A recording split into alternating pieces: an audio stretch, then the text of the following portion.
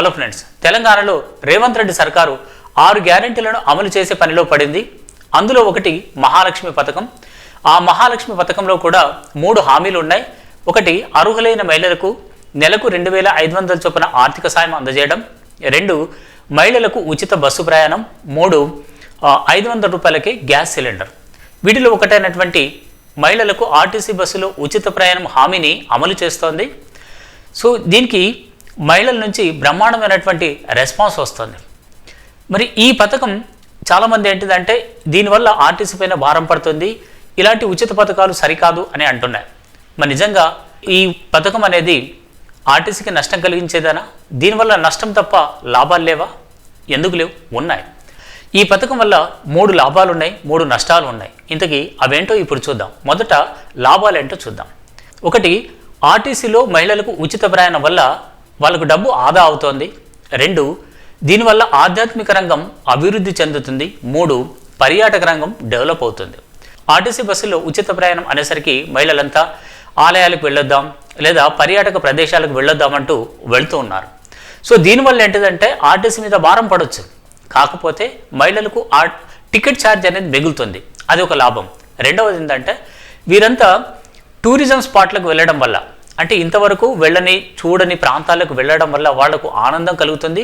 రెండవది ఏంటంటే దీనివల్ల ఆ పర్యాటక రంగం అభివృద్ధి చెందుతుంది. అది ఎట్లాగంటే అక్కడ ఏదైనా ఎంట్రీ టికెట్లు ఉంటాయి, అవి తీసుకోవాలి. అంటే ఆ టికెట్ల ద్వారా ప్రభుత్వానికి ఆదాయం వస్తుంది. అలాగే ఏ టూరిస్ట్ స్పాట్కు వెళ్ళినా అక్కడ ఏవో తినుబండారాలు అమ్ముతూ ఉంటారు, లేదంటే ఆట వస్తువులు ఉంటే వాటికి కూడా ఛార్జీలు ఉంటాయి. ఫర్ ఎగ్జాంపుల్ ఎన్టీఆర్ గార్డెన్ అనుకోండి, అక్కడికి వెళ్తే ఏమవుతుంది, అక్కడ ఎంట్రీ టికెట్ అనేది పెద్దలకు 20 రూపాయలు, పిల్లలకు 10 రూపాయలు టికెట్ ఉంటుంది. సో ఎంట్రీ టికెట్ తీసుకుని లోపలికి వెళ్ళాలి. వెళ్ళిన తర్వాత పిల్లలందరూ ఊరుకే ఉంటారా? లేదు. ఏంటంటే అక్కడ రకరకాలైనటువంటి ఆట వస్తువులు ఉంటాయి. ఒక్కో దానికి 80 రూపాయల టికెట్ ఉంటుంది. అంటే ఆ టికెట్ కొని దాంట్లో స్పెండ్ చేయాలి. సో ఇదంతా ఏంటిదంటే ఆదాయం, ప్రభుత్వానికి ఆదాయం వస్తుంది. ఫర్ ఎగ్జాంపుల్ జూ పార్క్ వెళ్ళారనుకోండి, జూ పార్కులో ఎంట్రీ టికెట్ తీసుకోవాలి. అక్కడికి వెళ్ళిన తర్వాత లోపలికి వెళ్ళిన తర్వాత తినుబండారాలు ఉంటాయి. వీళ్ళు తీసుకెళ్ళినవి కాకుండా అక్కడ ఏదో ఒక తినుబండారాన్ని కొంటారు. మిగతా టాయ్ ట్రైన్ ఉంటుంది. సో నెక్స్ట్ పర్యాటకులు తీసుకెళ్ళడానికి వెహికల్స్ ఉంటాయి. సో వాటి టికెట్ తీసుకొని వాటిలో తిరుగుతారు. ఇలా రకరకాలుగా ఆదాయం అనేది సమకూరుతుంది.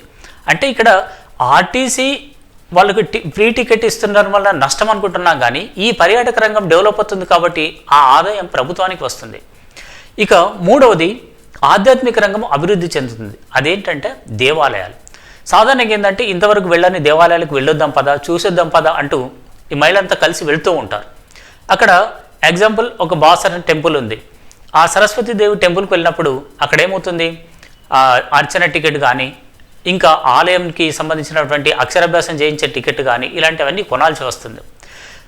అంతేకాకుండా అక్కడ కొబ్బరికాయలు కొనడం, పూలు కొనడం, ఇంకా మిగతా వస్తువులు కొనుక్కోవడం, అంటే పిల్లలకు పలకలు, నోట్బుక్స్, పెన్నులు ఇలాంటివన్నీ కొనడం వల్ల అక్కడ ఆధ్యాత్మిక రంగం అనేది డెవలప్ అవుతుంది.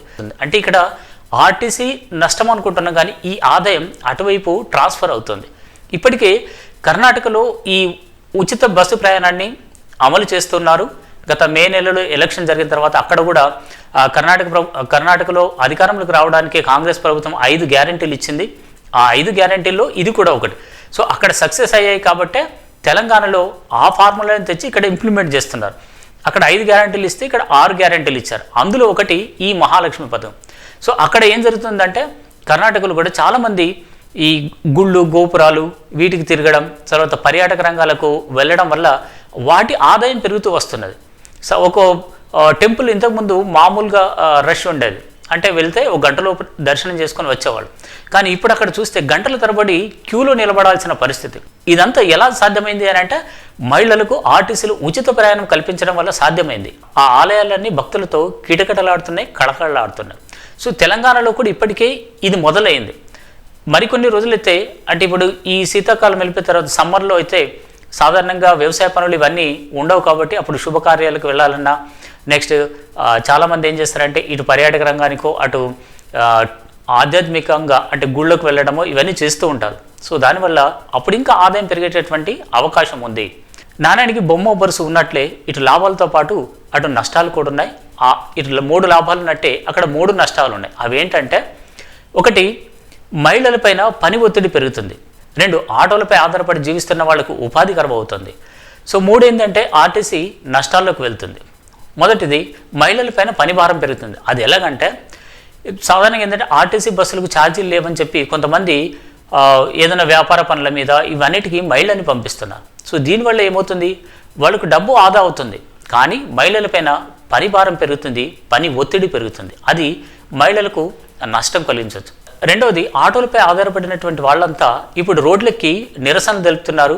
ఈ ఉచిత ప్రయాణాన్ని రద్దు చేయాలని పోరాటానికి దిగారు. రుణాలు తీసుకొని ఆటోలు కొనుక్కున్న వాళ్ళు, అద్దెకు ఆటోలు తీసుకొని నడుపుతున్నటువంటి వాళ్ళ పరిస్థితి అగమ్యగోచరంగా తయారవుతుంది. ఎందుకని అంటే, దీనివల్ల వాళ్ళకు ఉపాధి కరువవుతుంది కాబట్టి అందుకే నిరసన తెలుపుతున్నారు. ఇక మూడవది ఏంటంటే ఆర్టీసీకి నష్టాలు. రోజుకు 7-8 కోట్ల ఆదాయం వస్తుంది, అందులో కొంత తగ్గిపోతుంది. ఈ మహిళలకు ఉచిత ప్రయాణం కల్పించడం వల్ల ఆర్టీసీ ఆదాయం తగ్గిపోతుంది. మహిళల ఉచిత ప్రయాణానికి అయినటువంటి ఖర్చును ఆర్టీసీకి చెల్లిస్తామని ప్రభుత్వం అంటోంది. సో ఇదే జరిగితే అటు ఆర్టీసీకి నష్టం అనేదే ఉండదు. Thank you.